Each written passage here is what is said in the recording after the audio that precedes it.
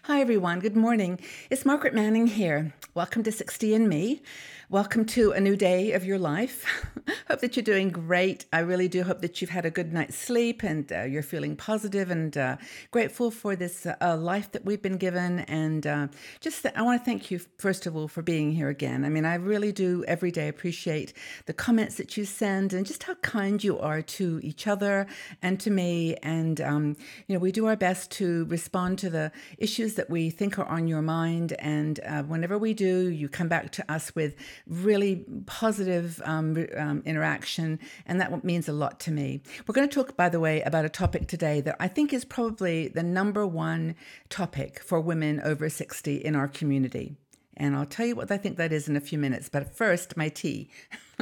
I'm drinking a lemon ginger today.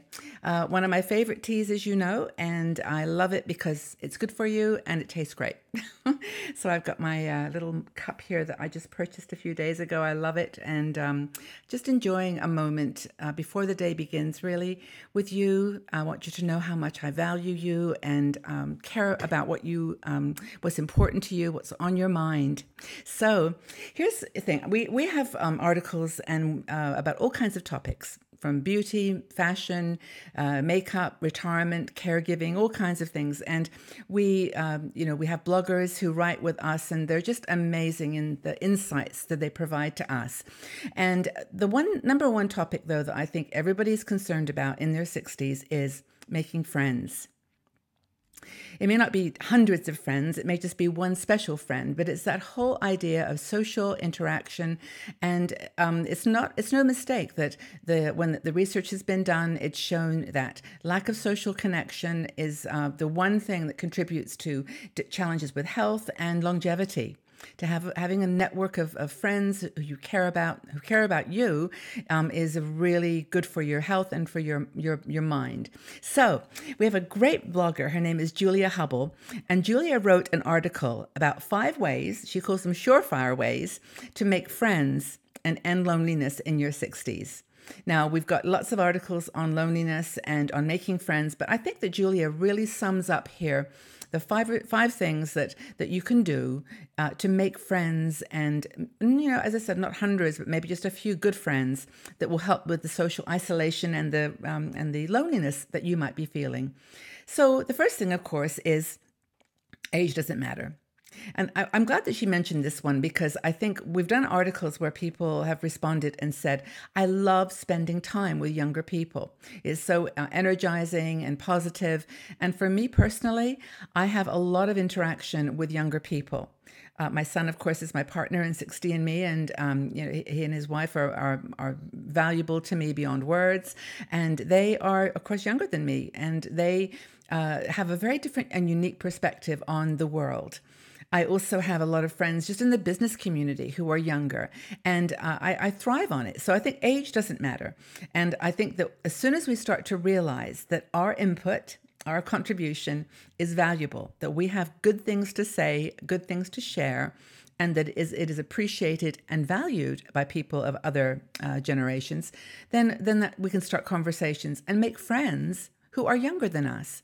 It doesn't really matter. And besides, and the other way, it goes the other way as well. If there are older people in your community, they don't have to match, your exact age group. It's all about recognizing that you've got something to share, they've got something to share, and there's a connection there. There's a passion. One of my very dearest friends, Janet, was in her 80s when I met her in my early 60s, and late 50s actually. And we became just the best of friends, pen pals. We wrote letters, we talked. She was such a great strength to me during some times in my life, and she was my dear friend. So anyway, age doesn't matter. That's the first thing. Second thing that Julia talks about is getting out. Get out in the world. Like, no one's going to come knocking on your door and say, hi, I hear you're new in the neighborhood and you need a friend. It doesn't work like that. And this compounded with the fact that we have lost our normal social connections. We're perhaps not working in a corporate world or where there's lots of people. We've perhaps got divorced. And so that context of friendship and relationships has changed. We're not connected to our kids' friends anymore and their parents, which, you can be, but it's more, this is a transition time, 50s and 60s.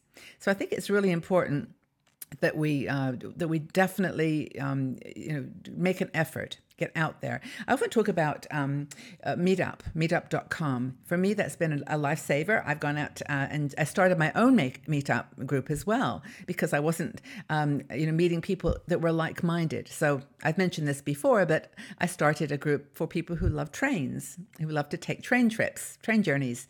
And every month we go on a train journey. Now, some of them have become good friends. Not all 30 people in the group have the same level of connection, but it worked really well for me. And so a Meetup is a good one. And the other one is, just finding groups in your community where you have a shared interest. If you like to read, find a book club.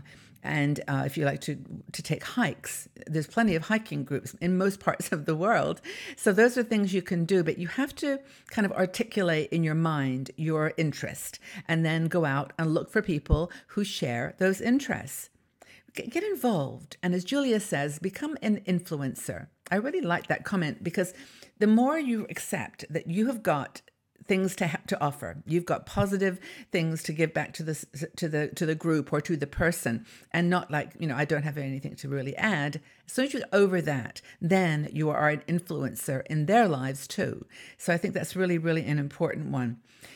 Julia also mentions that if there's not a group of like-minded people, like I just talked about my Meetup group, start one. Start a Meetup.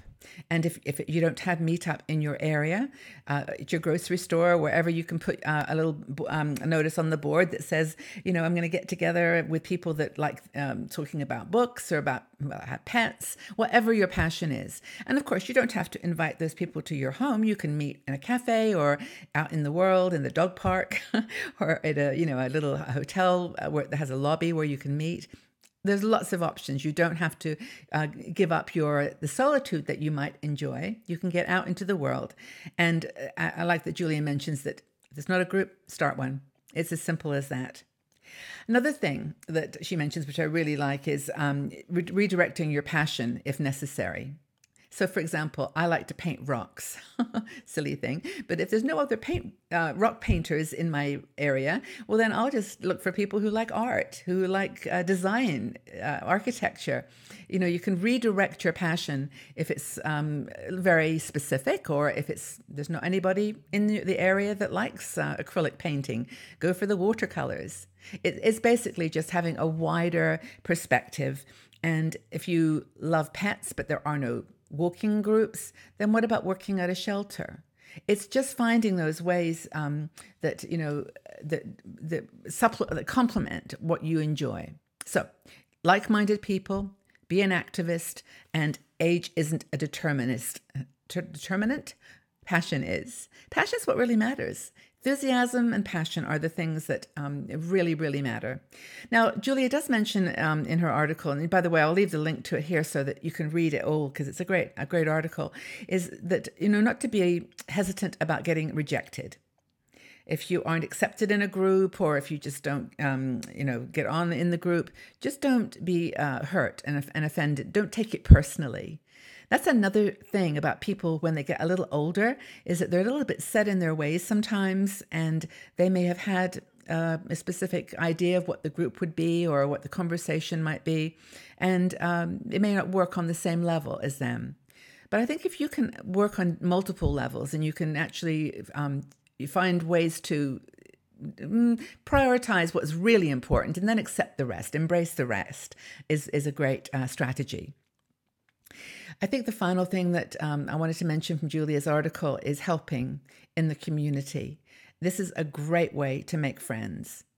And if you don't have a community activity in your group, in your community, I'll be very surprised. There is so much going on now with the Rotary Club, with different networking groups, with church groups, with other spiritual groups that are not necessarily Christian. Lots and lots of options.